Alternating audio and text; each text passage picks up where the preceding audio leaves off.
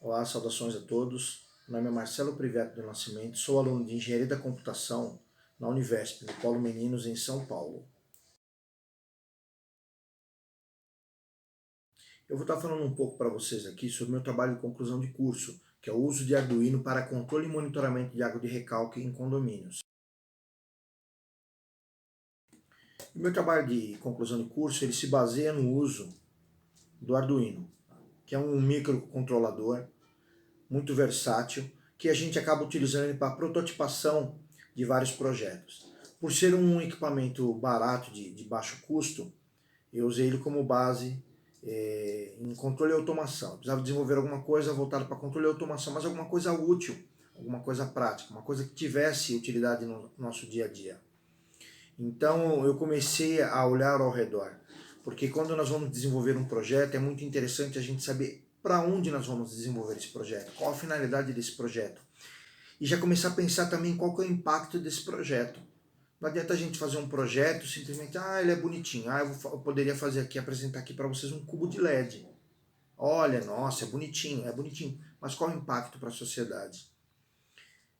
Visando resolver alguma coisa que tivesse impacto na sociedade e olhando ao meu redor, uma coisa que eu percebi, outro dia eu estava passando no elevado, aqui em São Paulo, conhecido vulgarmente como Minhocão, e reparei que uma daquelas paredes, daqueles prédios que há cerca de 2 anos atrás, 3 anos atrás, tinham recebido um jardim vertical, estava totalmente seca. Eu resolvi dar uma olhada no que estava acontecendo. Na verdade, existe um custo por trás da manutenção de um jardim vertical. Existem os benefícios que ele apresenta, mas existe um custo. E o custo dele geralmente está ligado muito à parte de irrigação e ao próprio sistema de água, fornecimento de água, tudo o consumo de água que você tem de energia. São N fatores. Por que é interessante a gente ter um jardim vertical? Você pode estar me perguntando. O jardim vertical, assim como os telhados verdes, quando eles são instalados nas propriedades, eles acabam que por criar uma barreira térmica, né? Porque uma vez que esse concreto não está mais exposto, ele está recebendo apenas a luz solar, então o prédio ele absorve menos caloria, né, menos energia do sol, então o prédio ele fica mais fresco, digamos assim, lá dentro. Então um fator bacana de você ter isso no prédio, porque você gasta menos com energia e você vai gastar, por causa dos ar-condicionado, você vai ter um ambiente melhor. Quando nós temos uma grande concentração desse tipo de prédios com jardins verticais e telhados verdes, nós começamos a afetar também o microclima, porque nós ajudamos a combater a poluição e nós criamos ali um bolsão com uma temperatura um pouco mais baixa que a média. Então você combate também as ilhas de calor. Mas o mais interessante que eu procurei buscar na forma de fornecimento de água é quando nós temos grandes prédios verticais construídos, as fundações geralmente por serem muito fundas, elas acabam atingindo o primeiro lençol freático, o lençol freático mais superficial. E isso daí geralmente a gente vê, os prédios lá tem aquela mina, eles vão pegando aquela água e simplesmente eles pegam essa água e jogam fora. Então ela tem um sistema de escoamento direto. Então o projeto se baseou em colher essa água, aí que está brotando ali, está minando ali no prédio. O Arduino ele controla um sensor que quando ele chega num determinado nível lá, ele pega, aciona uma bomba. Essa bomba vai pegar essa água, que aqui eu chamo de água de recalque, e vai levar para um segundo reservatório, que o ideal é que ele seja colocado até acima, né, da construção, porque lá, uma vez que você armazenou ele lá, depois você pode distribuir ele para o sistema de irrigação desse seu jardim vertical, você vai até ter um problema menor de consumo de energia, porque a gravidade já vai fazer grande parte do trabalho para você. Então o sistema Arduino ele controla, primeiro, o sensor que está no primeiro reservatório, aí ele aciona a bomba, manda para o segundo reservatório. Uma vez no segundo reservatório, nós temos um outro sensor lá, que é o que vai controlar depois a saída dessa água para o sistema de irrigação. E como é acionado esse sistema? Aonde que é o local a ser irrigado, nós vamos lá e colocamos lá um sensor de umidade.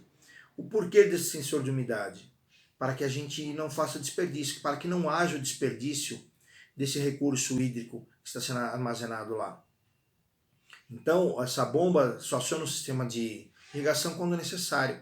O solo está seco, o local está seco, lá o ponto determinado está seco, aciona-se a bomba. Uma vez que atingiu um certo padrão de umidade, ele vai lá e desliga. Então eu vejo que a importância da gente trabalhar muito isso, a parte de economia. A gente tem que pensar sempre na economia, tá? Um uso mais eficiente dos recursos. Tanto a energia disponível para acionamento das bombas, tudo, como depois a quantidade de água que a gente utiliza no prédio. Durante o projeto, desenvolvimento do projeto, cheguei até a vislumbrar a possibilidade de utilização para hortas urbanas, né? E até ajudar um pouquinho nessas cooperativas agrícolas pequenas, um pouquinho aí da agricultura familiar.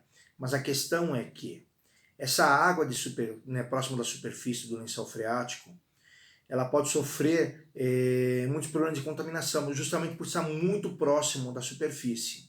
Então essa água ela não é aconselhável o uso dela para fins nobres. O que entende-se por fins nobres? O consumo humano, consumo animal e a irrigação, por exemplo, de hortas, né? Por causa do risco da contaminação. Mas você pode utilizar essa água sim para regar jardins verticais, telhados verdes, lavagem de subsolo de garagem, tudo isso você pode fazer. São chamados fins não nobres. Embora a gente pode também estar adaptando esse projeto para beneficiar, por exemplo, uma horta. Então a gente pode também estar ligando água potável para estar beneficiando uma horta pequena. Aí pode vir também aquele questionamento assim, mas Marcelo, se eu entrar na internet hoje, eu vou achar lá um timer que ele possibilita que eu ligue lá automático a irrigação do meu jardim. Realmente existe isso, a gente entra na internet, a gente vê vários modelos. Tem alguns modelos que a gente acopla ele direto na torneira já, você deixa a torneira aberta e ele vai ligar e desligar lá no tempo que você pré-estabelecer. O outro, você liga o sistema de água, tá? Ele vai ser ligado numa outra válvula. Essa válvula ela vai ter o acionamento por esse timer. Então chegou determinado momento, esse timer vai lá, aciona essa solenoide abre. Essa solenoide nada mais é do que uma torneira elétrica, digamos assim, uma torneira semiautomática. A solenoide foi acionada, abre o sistema, você vai lá e irriga. Deu o tempo que você colocou lá, 15, 20 minutos, ele desliga automático. É viável? É interessante. Só que não existe consumo de recurso hídrico. Então imagina assim, que está chovendo em São Paulo. Choveu 2 dias em São Paulo, 3 dias em São Paulo em seguida. Por que de você fazer irrigação, fazer uso da irrigação? Você não precisa irrigar, está irrigado naturalmente. Então você vai estar gastando, como você coloca lá um timer automático, ele não tem essa noção se choveu ou não, se o solo está seco, se o solo está úmido. Simplesmente chegou naquele horário, ele vai funcionar. É barato? É barato. Só que ao longo do período que você utiliza ele, ele acaba se tornando caro. Porque você vai estar gastando recursos hídricos e o que é pior, nesse caso, apenas água potável. Você vai estar gastando água potável para fazer um serviço que você consegue fazer muito melhor usando um Arduino. E a vantagem do Arduino também qual que é? A facilidade de aquisição. Hoje nós temos o Arduino, ele é italiano. É um padrão italiano. Então, na verdade, assim, ele tem a patente do nome Arduino. O hardware e o software, ele é livre, ele é aberto. Tanto que nós temos hoje inúmeros similares à venda no Brasil. Então você compra rapidinho, você compra pela internet, você faz o seu projeto e você consegue instalar. Ele é um projeto fácil para ser desenvolvido por um aspirante, um iniciante, e uma pessoa muito experiente também consegue fazer isso daqui brincando. Uma vez que você programou ele, o consumo dele de energia na casa dos 1000 watts é muito pequeno, então você tem um pouquinho mais de consumo de energia na bomba, que isso é normal, seria o consumo normal. Mas também vai ser um consumo inteligente, porque você vai ter a hora certinha para acionamento, que é somente quando está seco, quando precisa. E eu acho que o que justifica esse projeto é justamente o impacto social. social e econômica indiretamente. Diretamente, né? Se a gente for levar isso para uma pequena horta, por exemplo, uma horta familiar que você consegue ter uma produção ali e vender essa produção. Então, para mim, a justificativa do uso é você está usando uma tecnologia atual, você está empregando ela em algo que vai ter um impacto social a baixo custo, sem falar que ela é uma ótima ferramenta de aprendizado. Bem, aqui nas minhas considerações finais sobre o projeto, eu não posso deixar de falar que foi muito importante para conseguir desenvolver esse projeto. Eu me baseei em projeto que já existia, voltado para a agricultura familiar, mas o mais importante, assim, o que mais me chamou a atenção foi a interação de duas instituições brasileiras, a Agência Nacional das Águas e a Embrapa, a Empresa Brasileira de Pesquisa Agropecuária, e o trabalho que eles fazem voltado para a irrigação em todo o país. São dados que muitas vezes não são falados, mas o maior consumo de recursos hídricos no Brasil está ligado justamente à irrigação. Então, estima-se que hoje você tem 6% da água potável, utilização humana, 22% indústria e um pouco mais de 70% aí é utilizado na irrigação. Então, eles fazem um trabalho muito sério voltado para a irrigação, para o manejo ideal dos recursos hídricos. Então eles apoiam muitas pesquisas, muita coisa é feita e eles buscam também utilizar de maneira consciente esse recurso, por exemplo, da água que sai no lençol freático, que aqui eu chamo de água de recalque, que ela é desperdiçada.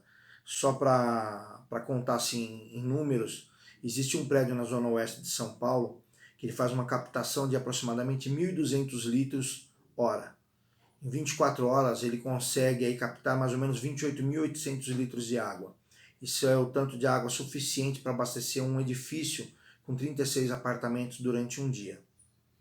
Lembrando, não é água para consumo humano, mas apenas para a gente ter assim, um referencial do quanto que se é desperdiçado hoje desse recurso que poderia estar sendo utilizado. Não posso deixar aqui também de deixar registrado o meu agradecimento. Durante todo o curso, o apoio que eu obtive, tanto da Univesp, sempre foram muito solícitos em todas as vezes que eu precisei entrar em contato, como do Polo Meninos também, a coordenação do Polo Meninos, toda vez que nós precisamos lá de algo lá durante o curso, nós fomos atendidos, eles sempre deram muita atenção e se preocuparam muito com a qualidade do ensino que estava sendo ali desenvolvido. Deixar registrado aqui o meu eterno agradecimento aos meus companheiros de equipe. Foram 5 anos de estudos aí desenvolvendo vários projetos, aprendi muito, a troca de experiência foi muito grande, isso foi muito importante, então gostaria de deixar registrado aqui o agradecimento a essas pessoas, tá? A minha família por todos os momentos que eu tive ausente dos compromissos familiares, porque eu estava estudando, então isso foi bacana, então muito obrigado a todos, um abraço para o Jean de Cali, que foi meu orientador agora no final, e fica aqui o meu agradecimento, minhas saudações, até uma próxima oportunidade. Muito obrigado.